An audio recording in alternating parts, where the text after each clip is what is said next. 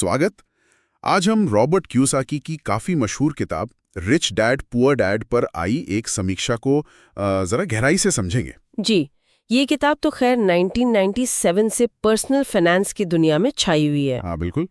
और ये समीक्षा जो है ये इसके मुख्य विचारों पर फोकस करती है। हाँ, समीक्षा में दो किरदारों का जिक्र साफ है। कियोसाकी के अपने पिता, जिन्हें वो पुअर डैड कहते हैं, पढ़े लिखे, पारंपरिक सोच वाले, सिक्योर जॉब वाले टाइप। हाँ वही। और दूसरे उनके दोस्त के पिता रिच डैड, वो एक उद्यमी थे और उन्होंने पैसे को लेके एकदम अलग नजरिया दिया। तो समीक्षा के हिसाब से इस किताब का मतलब मेन पॉइंट क्या है? सिर्फ पैसा कमाना तो नहीं लगता। नहीं, बिल्कुल नहीं।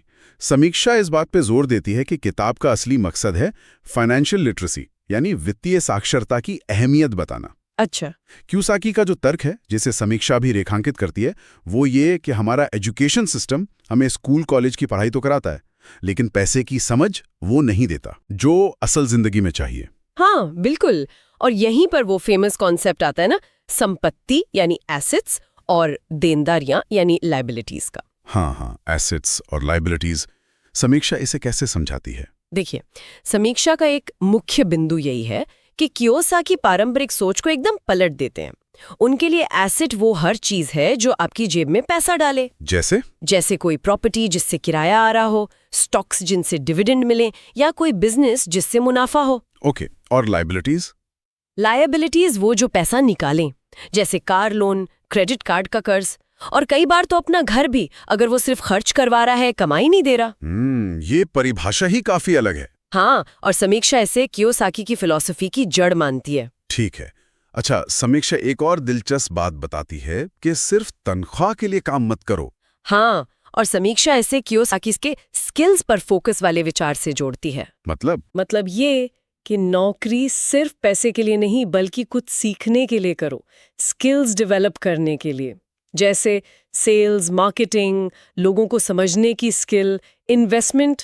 अच्छा, ये स्किल्स अपने आप में एसेट बन सकती हैं? बिल्कुल।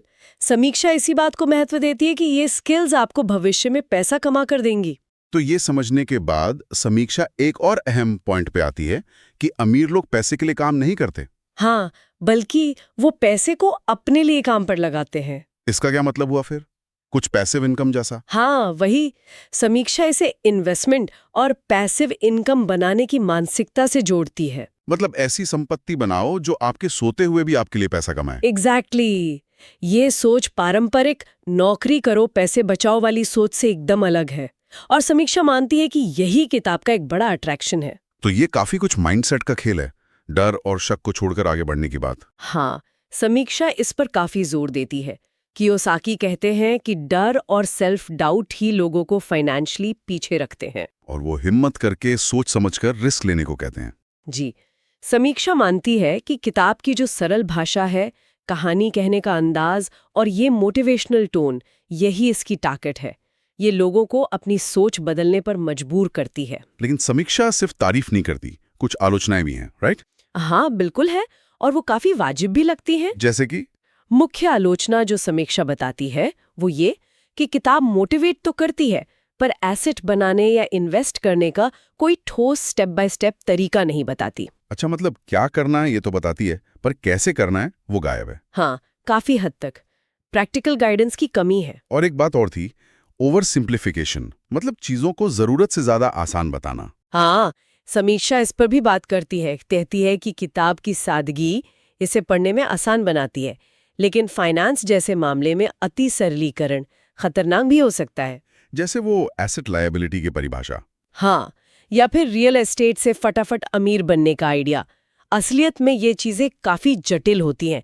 समीक्षा इशारा करती है कि कुछ एक्सपर्ट्स इसे भ्रामक भी मान सकते हैं। और एक बड़ा सवाल जो शायद कई लोगों के मन में आता है और समीक्षा भी उठाती है, रिच डैड का सच होना। वो असल में थे भी या काल्पनिक किरदार हैं? ये एक अहम सवाल है। समीक्षा कहती है कि इस पर शक किया गया है। तो अगर वो काल्पनिक हैं, जैसा समीक्षा इशारा कर रही है, तो क्या किताब की सीख कमजोर पड़ जाती है? ये थोड़ा पेचीदा है। समीक्षा दोनों पहलू रखती है। कुछ आलोचक मानते हैं कि अगर प्रेरणा का सोर्स ही फिक्शनल है तो सलाह पर भरोसा कम हो जाता है। और दूसरे? दूसरे कहते हैं कि किरदार असली हो या ना हो, अगर सिद्धांत काम के हैं, सोचने का नया नजरिया देते हैं, तो क्या फर्क पड़ता है। समीक्षा कोई फाइनल जजमेंट नहीं देती, बस रीडर को सोचने पर छोड़ देती है। तो कुल मिलाकर इस समीक्षा के हिसाब से रिच डैड पुअर डैड किन लोगों के लिए है? इसका निचोड़ क्या है? समीक्षा इसे एक विचारोत्तेजक किताब मानती है। मतलब ये आपको सोचने पर मजबूर करती है, पैसे के बारे में, सफलता के बारे में, पारंपरिक करियर के रास्तों के बारे में। खास तौर पर उन लोगों के लिए जो अपनी फाइनेंशियल जर्नी शुरू कर रहे हैं। हाँ बिल्कुल, या जो लोग पैसे को लेकर अपनी पुरानी सोच बदलना चाहते हैं। ये एक तरह से माइंडसेट शिफ्ट करने वाला टूल है। भले इसमें इन्वेस्टमेंट की गहरी जानकारी या ठोस प्लान ना मिले, पर एक स्पार्क दे सकती है। सही कहा। समीक्षा का निष्कर्ष यही है कि इसे कोई फाइनेंशियल बाइबल न समझें, लेकिन अपनी सोच को चैलेंज करने और फाइनेंशियल फ्रीडम की दिशा में पहला कदम बढ़ाने के लिए ये काफ़ी शक्तिशाली किताब हो सकती है। और जाते जाते इस पूरी चर्चा से एक सवाल शायद हमारे सुनने वालों के मन में रह जाए। किताब कहती है कि संपत्ति वो है जो पैसा जेब में डाले, पर आज की तेजी से बदलती दुनिया में गिग इकोनॉमी है, डिजिटल एसेट्स हैं, टेक्नोलॉजी रोज बदल रही है। क्या संपत्ति की ये 1997 वाली परिभाषा अब भी उतनी ही सटीक है? ये बहुत अच्छा सवाल है। क्या हमें संपत्ति को और व्यापक नजरिए से देखने की जरूरत है? ये सोचने वाली बात है।